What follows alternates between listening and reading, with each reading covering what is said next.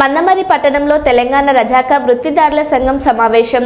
మంచిర్యాల జిల్లా మందమరి పట్టణంలో తెలంగాణ రజాకా వృత్తిదారుల సంఘం సర్వసభ్య సమావేశం నిర్వహించారు.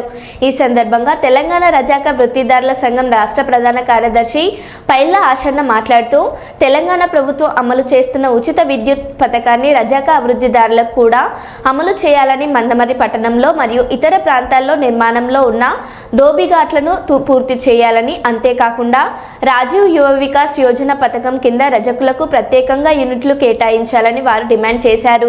అంతేకాకుండా దేశవ్యాప్తంగా అమలవుతున్న ఎస్సీ ఎస్టీ అట్రాసిటీ చట్టం రజకుల కోసం కూడా ప్రత్యేక చట్టాన్ని తీసుకురావాలని వారు ప్రభుత్వాన్ని డిమాండ్ చేశారు.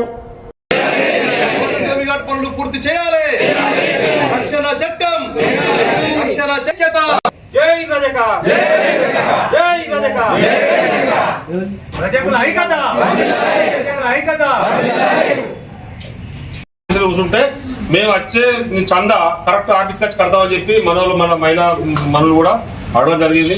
దయచేసి సభాముఖంగా ఆశాన్నకు నమస్కారం చెప్తున్నది ఏంటంటే, నాకు తక్షణం C61 కోటర్ నెంబర్ ఇప్పించగలనని మేము మందరం జిల్లా మాజీ గౌరవ అధ్యక్షుడు కంచర్ల రాజమ్మ గారు మాట్లాడాల్సింది కోరుతున్నాను. గతంలో ఇంతకుముందు మన ఉమ్మడి ఆదిలాబాద్ మిత్రుల వరకు ఈ కార్యక్రమం చేయడం జరిగింది.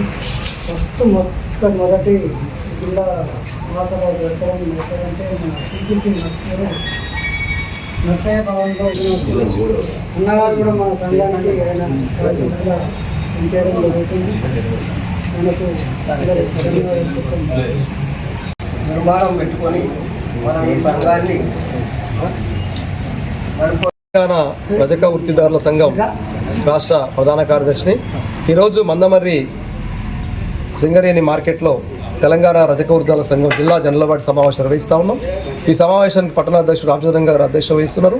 జిల్లా అధ్యక్షులు వెంకటేశం గారు, జిల్లా కార్యదర్శి రాములు గారు, సీనియర్ నాయకులు ఏరియాల వారీగా కూడా సంఘం నాయకత్వం అంతా కూడా హాజరైంది. ఈ సందర్భంగా మేము కోరేది ఏంటంటే, ఏదైతే గత ప్రభుత్వంలో ఉచిత విద్యుత్ పథకాన్ని ఏదైతే వచ్చిందో, ఈ ప్రభుత్వం ఆ ఉచిత విద్యుత్ పథకాన్ని సక్రమంగా అమలు చేయాలని చెప్పి కోరుతున్నాం. కానీ పెద్ద ఎత్తున కరెంటు బిల్లులు అనేటువంటివి ఈ లాండ్రీకి, అదేవిధంగా సెలూన్ షాప్ అంటే మంగళ షాపులకు, ఇస్త్రీ దుకాణాలకు 250 యూనిట్లు ఏదైతే మాకు వచ్చిందో బిల్లులు కట్టాలని చెప్పి కరెంటు అధికారులు ఒత్తిడి చేస్తూ ఉన్నారు. అధిక బిల్లులు కూడా వస్తూ ఉన్నాయి. 20,000, 30,000, 50,000 వస్తూ ఉన్నాయి. కొన్ని చోట్ల కనెక్షన్స్ కట్ చేస్తామని బెదిరిస్తున్నారు.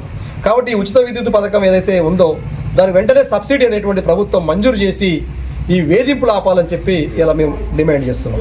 దాంతోపాటు మున్సిపల్ పట్టణాలకు మంజూరైనటువంటి 141 మోడర్న్ దోబిఘాట్లు ఏవైతే ఉన్నాయో ఇప్పటికీ ఈ ప్రభుత్వం వచ్చినాక పెండింగ్లో పెట్టారు. ఆ పనులన్నీ కూడా ఆగిపోయినాయి.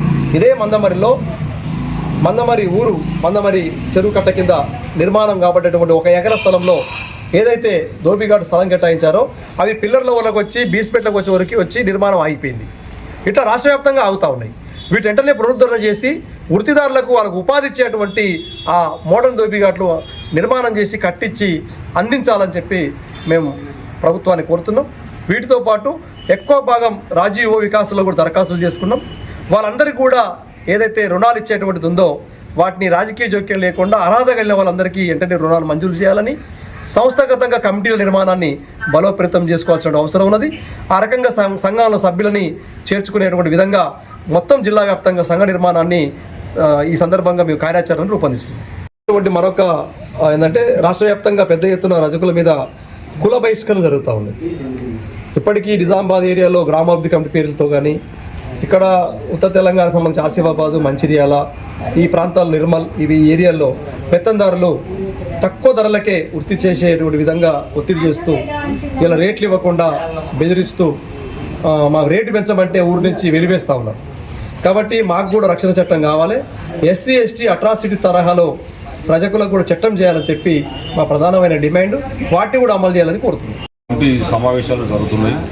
మందమరి పట్టణంలో జిల్లా ప్రధాన కార్యదర్శి రాములు ఆషన్న గారు మీటింగ్కు అధిక సంఖ్యలో పాల్గొన్న రజక సంఘానికి ధన్యవాదాలు చెప్తూ, ఈ కుల బహిష్కరణ పెత్తందారు అసలు వాస్తవం.